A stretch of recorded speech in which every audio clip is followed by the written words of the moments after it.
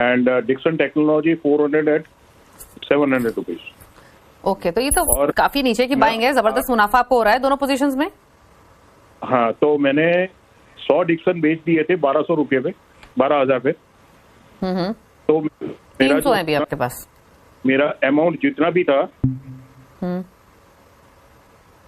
जी जी बोलिए।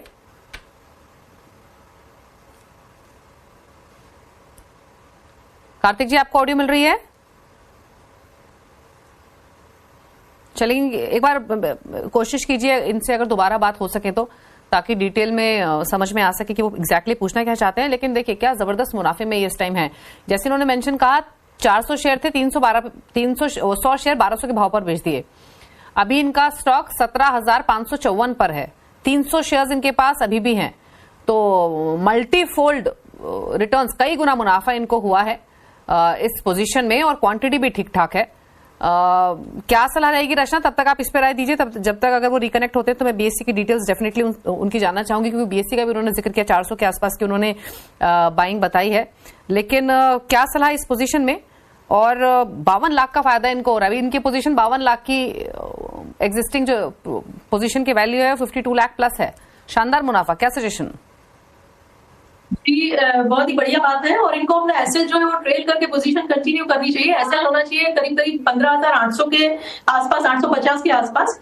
और ये देखना चाहिए वीकली क्लोजिंग बेसिस पे। अगर वीकली क्लोजिंग 815-50 के ऊपर होती रहती है तो उनको और कंटिन्यू करनी चाहिए जर्नी। लेकिन साथ में ये भी याद रखें कि अगर ये काउंटर 18,500 क्रॉस करके और स्पीड पकड़ता है, 19.5 की तरफ जाता है, तो वहां पे कहीं पे उनको एक बार को बुकआउट करना भी अच्छा रहेगा।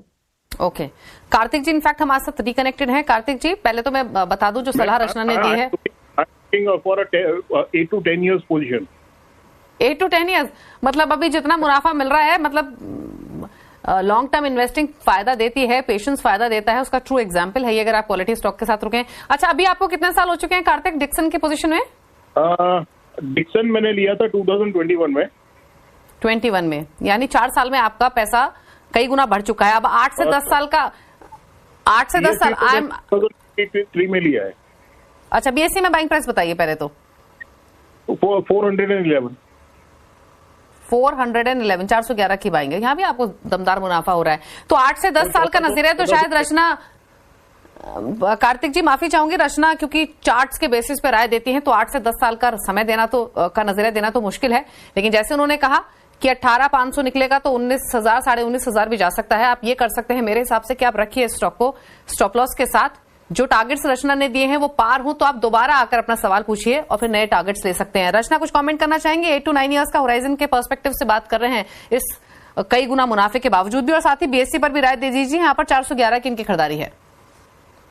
जी, अगर इनका नजरिया इतना ज्यादा लंबा है तो आगे हो सकता है इनको और एसएल को ट्रेल करने की अपॉर्चुनिटी मिले।